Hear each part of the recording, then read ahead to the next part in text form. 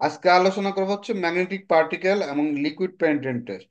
দুটাই শেষ করার চেষ্টা করব। ঠিক আছে। এখন লিকুইড পেনিট্রেন্ট টেস্ট আর ম্যাগনেটিক পার্টিকেল টেস্টের পার্থক্যটা কি বলো তো? একটা হচ্ছে লিকুইড প্রিন্টিং দিয়ে তৈরি টেস্ট করা হয়, আর একটা হচ্ছে ম্যাগনেটিক ম্যাগনেট দিয়ে করা হয়। আচ্ছা, নর্মাল প্রথমে আমরা আলাপ করি liquid penetrant test. Liquid penetrant test, liquid liquid penetrant testing, এটাকে আবার কেউ কেউ বলে dye penetrant test. Dye penetrant test. Liquid হচ্ছে তো জানোই। আর ডাই মানে কি? এই ডাই মানে এই ডাই কালার। মানে কি? এই ডাই মানে হচ্ছে রং। ঠিক রং। আছে।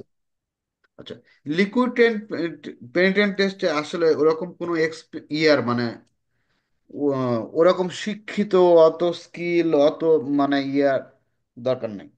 মোটামুটি তোমার একটা কোয়ালিফিকেশন থাকলেই হয়। তোমার মাথাটা যদি সুস্থ মানুষ হও, তাহলে যে কেউ এই কাজটা করতে পারবে, নো ডাউট। এটার ভিতরে আহামরি কিছু নেই। শুধুমাত্র আছে তিনটা কেমিক্যাল। একটা হচ্ছে, এই টেস্টিং এর জন্য কোনো ইকুইপমেন্টও লাগে না, কোনো কিছুই লাগে না। শুধুমাত্র তোমার চোখটা যদি ভালো থাকে, তুমি যদি মানে ভালো দেখতে পাও, কালার ব্লাইন্ড যদি না থাকে, তাহলে তুমি এই টেস্টটা অনায়াসে করতে পারো। এটার জন্য শুধুমাত্র তিনটা কেমিক্যাল লাগবে।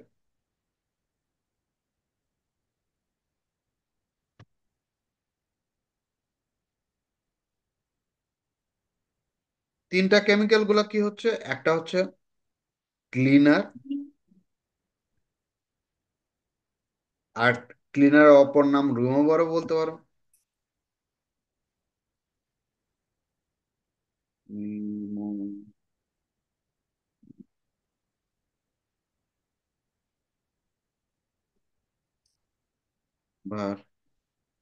আর একটা হচ্ছে পেনিট্রেন্ট, আর একটা হচ্ছে ডেভেলপার।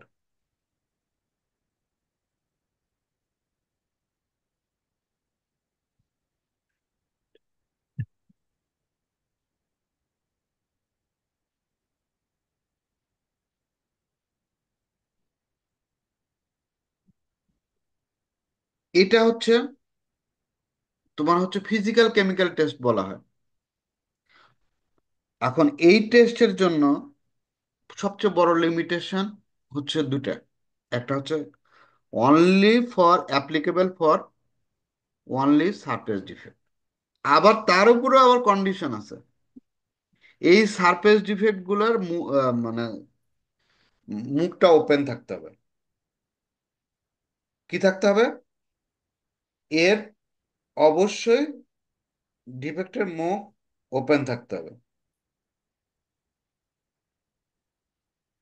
না হলে এই টেস্টটা ইনভ্যালিড।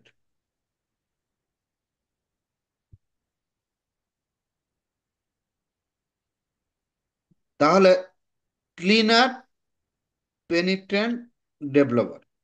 তাহলে বড় লিমিটেশন হচ্ছে শুধুমাত্র সারফেস ডিফেক্ট। আর আরেকটা বড় লিমিটেশন হচ্ছে ডিফেক্টের মুখ অবশ্যই সারফেসে ওপেন থাকতে হবে, যাতে কেমিক্যাল গুলো ওর ভিতরে ঢুকতে পারে ডিফেক্টের ভিতরে। না হলে কিন্তু এই টেস্টটা ইনভ্যালিড। সবচেয়ে বড় অ্যাডভান্টেজ হচ্ছে প্রসেসটা খুব ইজি। যে কোনো সুস্থ মস্তিষ্ক মানুষকে এটাকে যদি তুমি একবার ভালো করে দেখায় দাও, সে সহজেই করতে পারবে। এক। দুই নম্বর হচ্ছে, এটার তোমার হচ্ছে সব ধরনের ম্যাটেরিয়ালের উপরেই অ্যাপ্লিকেবল, কোনো লিমিটেশন নাই। ঠিক আছে। শুধুমাত্র খুবই রেয়ার কিছু ম্যাটেরিয়াল, যেমন পোরাস ম্যাটেরিয়াল। পোরাস ম্যাটেরিয়াল মানে যেমন স্যান্ডকাস্টিং। স্যান্ডকাস্টিং মানে ওই যে আমাদের দেশের টিউবওয়েল গুলো দেখছো মনে হয়। টিউবওয়েল, আগের যে পুরাতন টিউবওয়েল গুলোর ভিতরে দেখতে কাস্ট আয়রন দিয়ে স্যান্ডকাস্টিং দিয়ে তৈরি, এর শরীরের ভিতরে প্রচুর ছিদ্র। স্যার এগুলাতে মানে তো ওয়েল্ডিং স্যার ওইভাবে হয় না স্যার। বুঝি নাই। স্যার, এগুলাতে তো ওয়েল্ডিংও ভালো হয় না স্যার, কাস্টিং ম্যাটেরিয়াল গুলাতে। না না, ইম্পসিবল। কাস্টিং ম্যাটেরিয়াল তো তুমি ওয়েল্ডিং করাই যায় না। ওইটাই স্যার। হুম। কিন্তু আমাদের তো কখনো কখনো কাস্টিং ম্যাটেরিয়ালও তো চেক করতে হবে, এনডিটি করতে হবে। আমরা তো শুধু ওয়েল্ডিং এর উপর ফোকাস করবো না টেস্টগুলো। কখনো কখনো আমাদের বেস ম্যাটেরিয়ালও লাগবে, তাই না? কাস্টিং জি স্যার। ম্যাটেরিয়ালও লাগবে। সেক্ষেত্রে পোরাস ম্যাটেরিয়ালের জন্য এটা, কারণ পোরাস ম্যাটেরিয়াল নিজেই শরীরের ভিতরে হাজার হাজার ছিদ্র। এখন যদি তুমি এর উপরে মানে লিকুইড পেন্টেন্ট টেস্ট করো, তাহলে কোনটা ডিফেক্ট আর কোনটা অ্যাকচুয়াল ডিফেক্ট আর কোনটা হচ্ছে মানে তার বডিতে, তার ওইটার ন্যাচার, এটা বলা কঠিন। এজন্য পোরাস ম্যাটেরিয়ালের জন্য লিকুইড পেন্টেন্ট টেস্ট অ্যাপ্লিকেবল না। আর অন্য অন্য সমস্ত ম্যাটেরিয়ালের জন্যই অ্যাপ্লিকেবল। অবশ্য আরো কিছু আছে, যেমন কিছু হাই অ্যালয় ম্যাটেরিয়াল, যেগুলোর ভিতরে থাকে, বিশেষ করে ক্রোমিয়াম, তারপরে হচ্ছে আরেকটা হচ্ছে ক্রোমিয়াম, আর একটা হচ্ছে নিকেল অ্যালয়ের পরিমাণ বেশি থাকে। সেগুলোর জন্য আবার এই টেস্ট করলে এই কেমিক্যালের ভিতর ক্লোরিন থাকার কারণে ক্লোরিন ওই ইয়ার সাথে অ্যাফেক্ট করে, ওই ম্যাটেরিয়ালের জন্য হার্মফুল। সেজন্য কিছু স্পেশালাইজড অ্যালয় ম্যাটেরিয়ালের ক্ষেত্রে লিকুইড পেইন্ট টেস্ট না করাই ভালো। সেটা তোমার প্রসিডিউরে লেখা থাকে। তোমাকে যখন গাইড করবে কোন ম্যাটেরিয়ালের জন্য, অবশ্যই যে কোনো প্রজেক্টের ম্যাক্সিমাম ক্ষেত্রে হয় কি, ক্লায়েন্টের রিকমেন্ডেশন থাকে, ক্লায়েন্টের ইঞ্জিনিয়ারের রিকমেন্ডেশন থাকে যে কোনটায় পিটি করবো, কোনটায় এমটি করবো, এনটি। তো ওই ধরনের হাই অ্যালয় ম্যাটেরিয়াল কিছু কিছু, যার ভিতরে হচ্ছে নিকেল এবং মেবি ক্রোমিয়াম, এই দুটার পরিমাণ বেশি থাকে, সেই ধরনের ম্যাটেরিয়ালের ক্ষেত্রে লিকুইড পেইন্টেন্ট টেস্ট না করাই ভালো। কারণ এটা যদি করো তাহলে ওইটা ক্লোরিন, এই হচ্ছে ইয়ার ভিতরে যে ক্লোরিন থাকে, ওইটার সাথে রিয়াক্ট করে ম্যাটেরিয়ালকে ক্লোরাইড বা কোরোশন, ইন্টারনাল কোরোশন বা পরবর্তীতে এটা খুব হয়। মানে এই টেস্ট, মানে যেখানে নিকেল এবং ক্রোমিয়াম থাকবে, তখন হচ্ছে যদি তুমি লিকুইড পেন্টেন্ট টেস্ট করো, সেটা ম্যাটেরিয়ালের জন্য হার্মফুল হয়ে যায় অনেক সময়। সেজন্য বি কেয়ারফুল। হাই অ্যালয় ম্যাটেরিয়ালের কথা বলতেছে। তো এগুলো আমার হচ্ছে লিমিটেশন, আর হচ্ছে কিছু বেনিফিটের কথা বললাম। এখন লিকুইড পেন্টেন্ট টেস্ট আসলে কিভাবে করা হয়? লিকুইড পেন্টেন্ট টেস্ট আমরা একটু কিছু ভিডিও দেখে নিলে সবচেয়ে তোমাদের জন্য ভালো হবে। ঠিক আছে? তাহলে কারণ তোমাদের ম্যাক্সিমামের এখানে মনে হয় এই কোনো এক্সপিরিয়েন্সই নাই। সেজন্য আমরা প্রথমে কিছু ভিডিও দেখে নিই। ভিডিও দেখে নিলে তোমাদের জন্য সুবিধা হবে।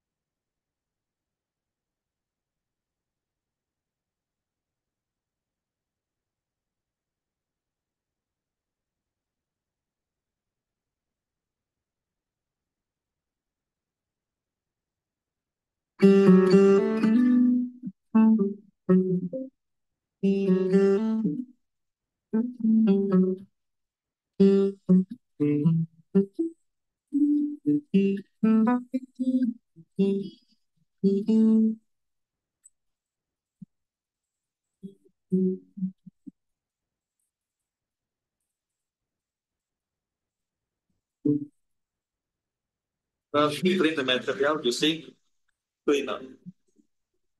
Then spray it. Then wipe it using cloth.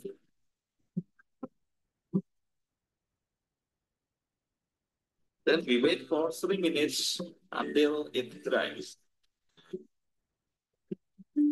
After it dries, we apply the penetrant. We spray it in the spray lines.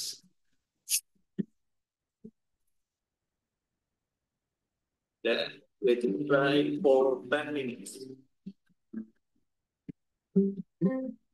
After it dries, we clean the penetrant using cleaner. But you must clean using cloth.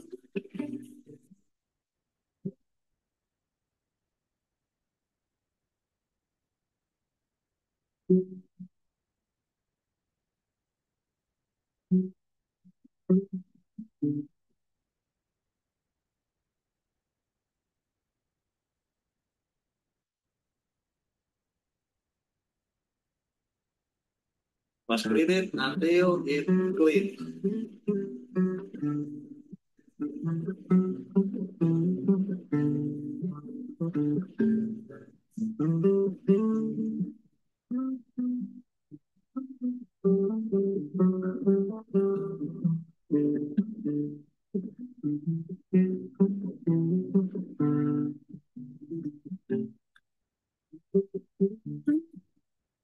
Then we apply the rubber.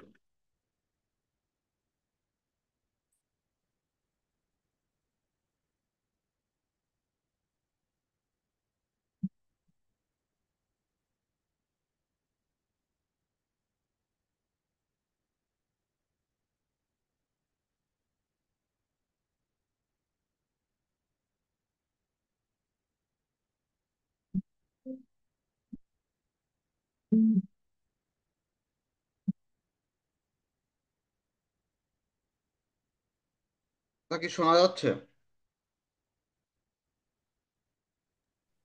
G sir.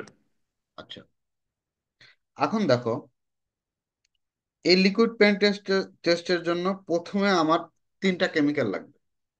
এক, প্রথম হচ্ছে cleaner, step one. Step one, step ওয়ানে কি করতে হবে? Clean the surface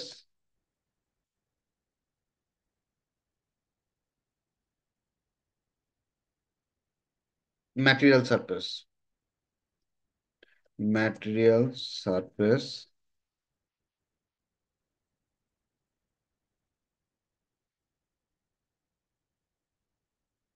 by cleaner.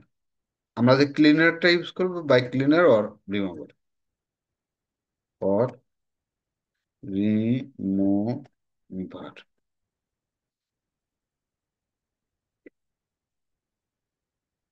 এটা ক্লিনিংটা আসলে আমরা প্রি ক্লিনিংও একটা কথা আছে, প্রি ক্লিনিংও ইয়া ব্যাপার আছে, যে এখন আমাদের তো ক্লিনার এবং রিমুভারটা হচ্ছে খুব মানে অনেক কস্টলি। তো এখন সবার আগে যেটা করতে হয় আসলে, আহ, সেটা হচ্ছে যেভাবেই পারো সারফেসটাকে যতটুকু পারো ডাস্ট, ওয়েল, গ্রিস মুক্ত করার জন্য নর্মালি যেটা হচ্ছে কাপড়ের জুট হোক, পরিষ্কার কাপড় দিয়ে শুদ্ধ করে ক্লিন করা হয়। তারপরে কি হয়, আমরা রিমুভার বা ক্লিনার ওটার উপর স্প্রে করে কিছুক্ষণ রেখে আবার সুন্দর করে ক্লিন করার চেষ্টা করি। তাহলে স্টেপ ওয়ান হচ্ছে আমাকে সারফেসটা সম্পূর্ণভাবে ভালো করে ক্লিন করতে হবে। এই ক্লিন করলে এর বেনিফিটটা কি পাবো?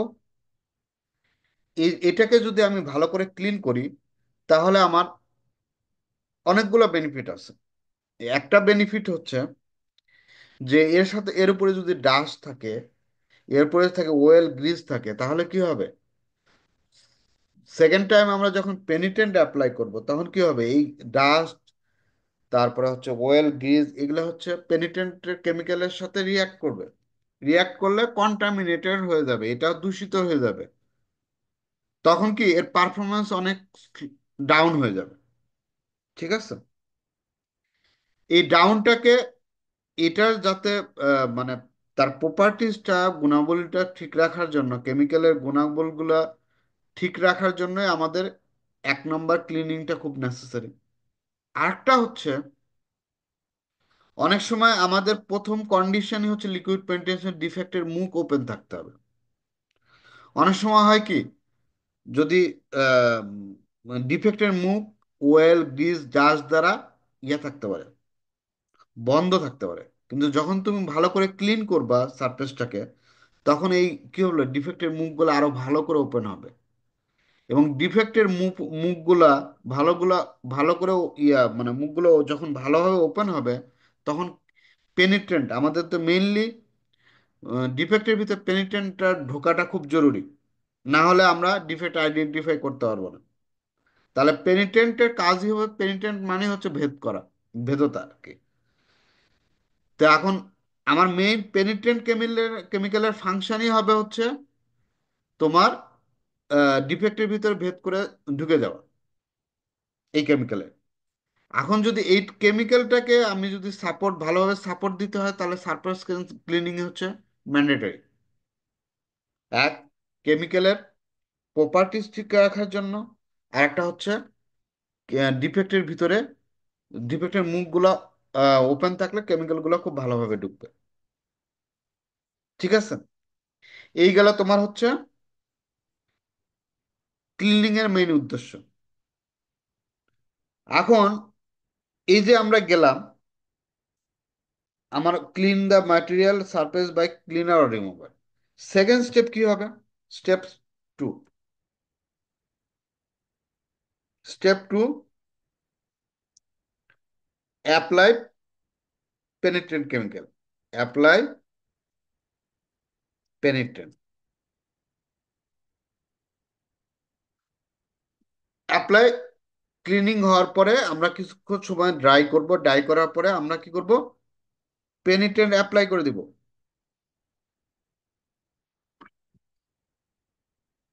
দেখো এখানে 3টা কেমিক্যাল দেখো, একটা হচ্ছে পেনিট্রেন্ট, ক্লিনার বা রিমুভার, আর একটা হচ্ছে ডেভেলপার। পেনিট্রেন্ট হচ্ছে রেড কালার, ক্লিনার রিমুভারে কোনো আসলে কালারলেস, ডেভেলপার হচ্ছে হোয়াইট কালার। পেনিট্রেন্ট, পেনিট্রেন্টের কালার কি? রেড। আর ডেভেলপারের কালার হচ্ছে হোয়াইট। এখন তুমি পেনিট্রেন্ট অ্যাপ্লাই করার পরে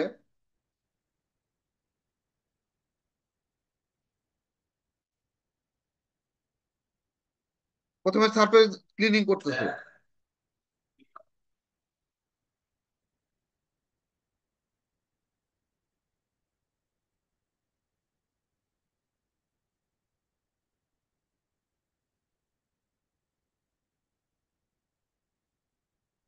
এই যে পেনিট্রেন্ট আমি অ্যাপ্লাই করলাম রেড কালার, তাহলে এই পেনিট্রেন্টের কাজ হবে কি?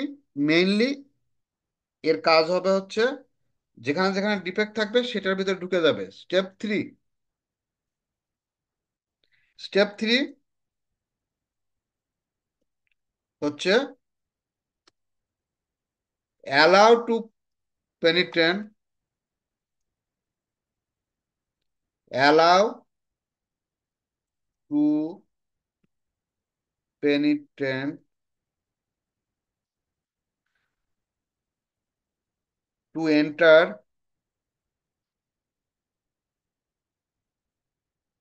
Enter the defect.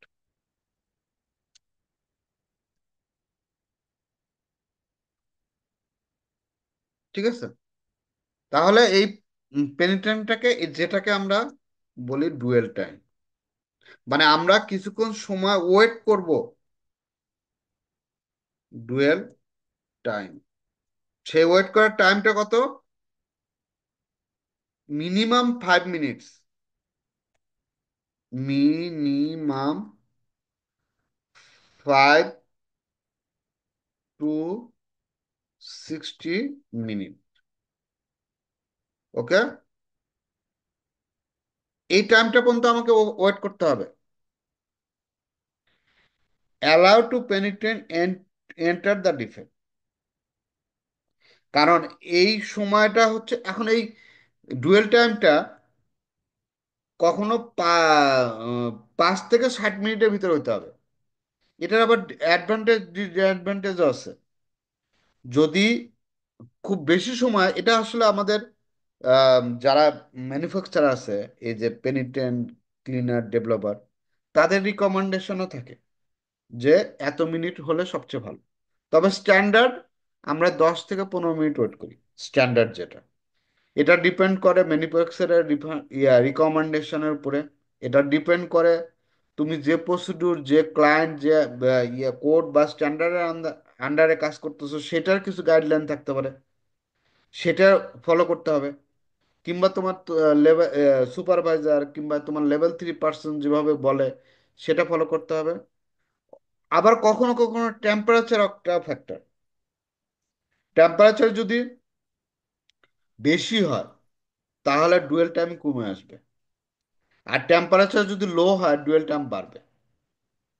টেম্পারেচার বেশি হলে কি হবে, পেনিট্রেন্টটা খুব তাড়াতাড়ি ড্রাই হয়ে যাওয়ার সম্ভাবনা আছে। সেটা ড্রাই হয়ে গেলে আবার সমস্যা, কারণ পেনিট্রেন্ট যদি আমি ইয়ের ভিতরে যা ড্রাই হয়ে যায়, তাহলে বড় সমস্যা কি, যে তোমার যখন আমরা ডেভেলপার অ্যাপ্লাই করব, ও ড্রাই ভিতরে যে ডিফেক্টের ভিতরে ড্রাই হয়ে যায়, তাহলে এটা আবার ইয়ে হবে না, এটা ডিফেক্ট থেকে বের হয়ে আসবে না। তাহলে আমরা কোথায় ইন্ডিকেশন তৈরি হবে সেটা বুঝতে পারবো না। সেজন্য আমাকে কোনোভাবেই পেনিট্রেন্ট যাতে ইভাপোরেট মানে শুকায় না যায়, সেটার দিকে লক্ষ্য রাখতে হবে। সেজন্য তো স্ট্যান্ডার্ড টাইম হচ্ছে 10 থেকে 15 মিনিট হচ্ছে স্ট্যান্ডার্ড টাইম। এছাড়াও তোমাদের প্রসিডিউর দেওয়া থাকবে ডায়াবেটিস, সেই প্রসিডিউরকে ফলো করবে। ঠিক আছে, সেখানে হয়তো একটা রেঞ্জ দেওয়া থাকবে যে তুমি 10 থেকে 15 মিনিট ওয়েট করো, বা 15 থেকে 20 মিনিট, এরকম গাইডলাইন, সেটা তুমি ফলো করবে। স্টেপ 4। স্টেপ 4টা কি, আমরা যে পেনিট্রেন্টটা অ্যাপ্লাই করলাম সেটা কোথায় চলে গেল? আমাদের মেইন উদ্দেশ্য ছিল ক্লিন দা ক্লিন দা সারফেস পেনিট্রেন্ট, সারফেস পেনিট্রেন্ট। সারফেস পেনিট্রেন্ট মানে যে পেনিট্রেন্ট, আমাদের তো মেইন উদ্দেশ্য হয়ে গেছে, ডুয়েল টাইম পর্যন্ত অপেক্ষা করছি, যে পেনিট্রেন্ট ডিফেক্টের ভিতরে ঢোকার দরকার সেটা তো ঢুকে গেছে নাকি? তাহলে বাকি পেনিট্রেন্ট আমার আসলে ইউজলেস। সারফেসের উপরে যে পেনিট্রেন্ট আছে, ক্লিন দা সারফেস সারফেস পেনিট্রেন্ট, কারণ আমার মেইন উদ্দেশ্য হয়ে গেছে যে আমার ডিফেক্টের ভিতরে পেনিট্রেন্ট ঢোকা। আমার তো ঢুকে আমি যখন 10 থেকে 15 মিনিট ওয়েট করছি, তখন তো অলরেডি পেনিট্রেন্টের ভিতরে ঢুকে গেছে। তাহলে আমার এক্সট্রা যে সারফেসের পেনিট্রেন্ট, এটা তো আর কোনো ইউজলেস। তা আমরা কি করব, এই পেনিট্রেন্টটা এখন দেখো ক্লিন করতেছে। এইখানে তুমি যখন পেনিট্রেন্টটা আগের বার ক্লিনার কি করছো, পেনিট্রেন্ট অ্যাপ্লাই করার পরে স্প্রে করে করে অবজেক্টের উপরে ছিটাই দিছো, কোনো সমস্যা নেই। কিন্তু এই ক্ষেত্রে এই পেনিট্রেন্ট ক্লিন করার সময় তুমি ডাইরেক্ট ক্লিনার বা রিমুভার স্প্রে করতে পারবে না। স্প্রে করলে কি হবে, ওই যে ডিফেক্টের ভিতরে ওই ক্লিনার গুলা ঢুকে যেতে পারে, তাহলে ডিফেক্টের পেনিট্রেন্ট গুলা কি হবে, উইক হয়ে যাবে। তখন এই পেনিট্রেন্ট কখনো কোথায় কোথায় খুব মানে শ্যালো ডিফেক্ট, মানে খুব ছোট ডিফেক্ট হলে সেগুলোর থেকে কি পেনিট্রেন্ট ভ্যানিশ হয়ে যেতে পারে। সেজন্য আমরা কি করব, একটা কাপড়ের উপরে পেনিট্রেন্ট অ্যাপ্লাই করব, মানে ভিজায় নিব, একটা কাপড়কে বা একটা টিস্যু পেপারকে ভিজায় নিব ইয়ে দিয়ে, ক্লিনার দিয়ে। সেই আহ, ভিজা আহ, কাপড় দিয়ে আমি এক্সেস পেনিট্রেন্ট গুলো মুছে নিব। দেখো,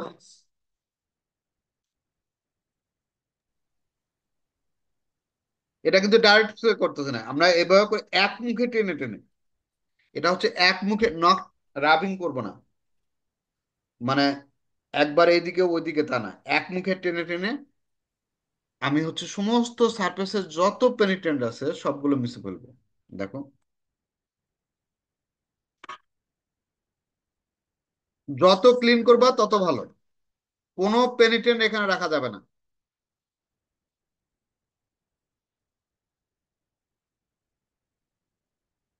আর দেখো সম্পূর্ণটা আমি ক্লিক করে ফেলবো, আশেপাশের জায়গাটাকেও ক্লিন করতে হবে। এই যে ক্লিন করছে, এই ক্লিনটা ঠিক হয়নি, পারফেক্ট হয়নি। তোমার আশেপাশের এই পেনিট্রেন্ট গুলো, কারণ যখন তুমি স্প্রে করবা, ডেভেলপার স্প্রে করবা, তখন এই এই পেনিট্রেন্ট গুলো আবার এতে চলে আসবে। একবারে সমস্ত এরিয়া তোমার এক্সেস পেনিট্রেন্ট গুলা সম্পূর্ণ ক্লিন করে ফেলবা। তারপরে ফাইনালি কি করব? Step 4,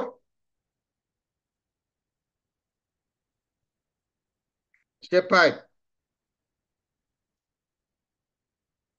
apply developer,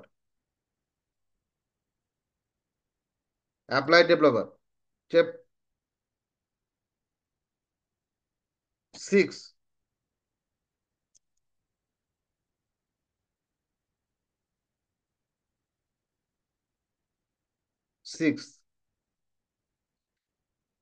finally inspection করবা,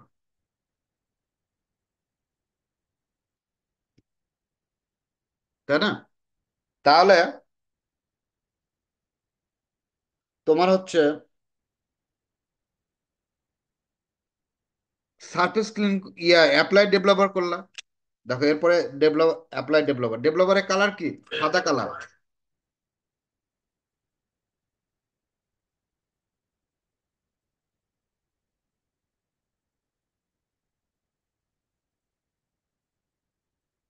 তখন এই যে পেনিট্রেন্ট ডিফেক্টের ভিতরে ঢুকতেছে, এই ডিফেক্টটাকে বলা হয় হচ্ছে ক্যাপিলারি অ্যাকশনের মাধ্যমে। ক্যাপিলারি অ্যাকশনটা কি? ধরো তুমি এক গ্লাস পানির ভিতরে, ওই যে আমরা যে ইয়া খাই, স্ট্র আছে না, আমরা যে 7 আপ ইয়ে টিয়ে খাই, তুমি যদি ওইটা ঢুকায় দাও ওই গ্লাসের পানির ভিতরে, দেখবা যে স্ট্রয়ের ভিতরে পানির উচ্চতা অনেকটা বেড়ে গেছে। তো এটা হয় কি কারণে?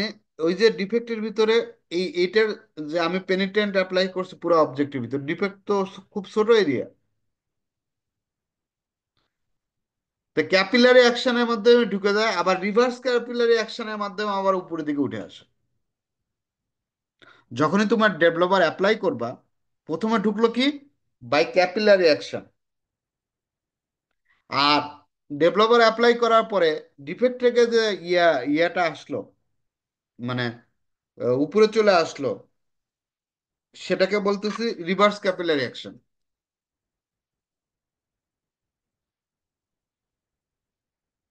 দেখো এই যে ডিফেক্টের ভিতর থেকে যেখানে যেখানে ডিফেক্ট ছিল সেখান থেকে যে পেনিট্রেন্ট গুলো ছিল, ডেভেলপার কি করছে?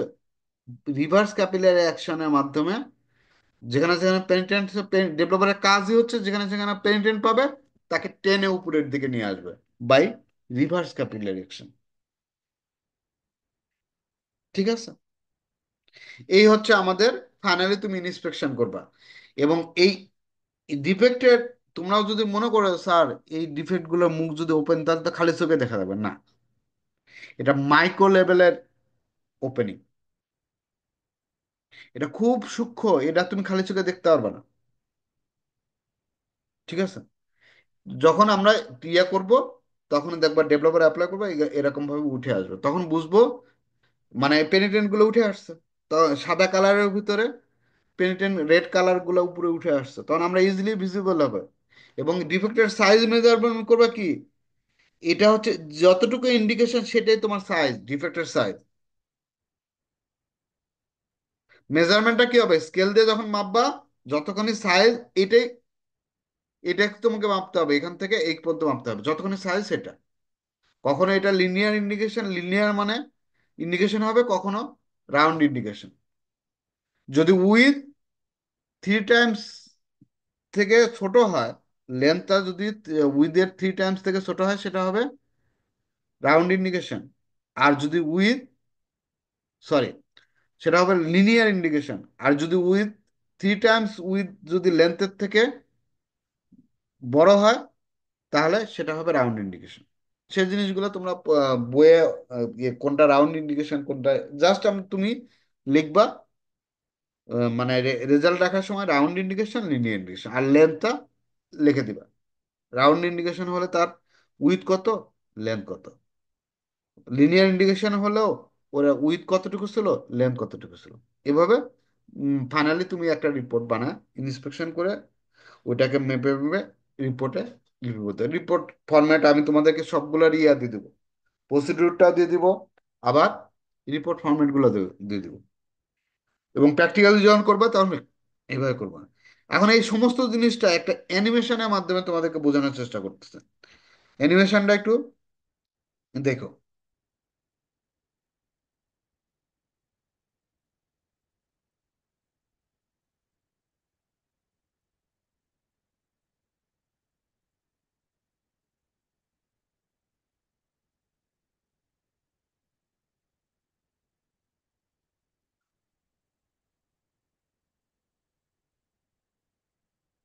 1 মিনিটের ভিতরে আমাকে বের করে দিবে, তোমরা আবার ঢুকো।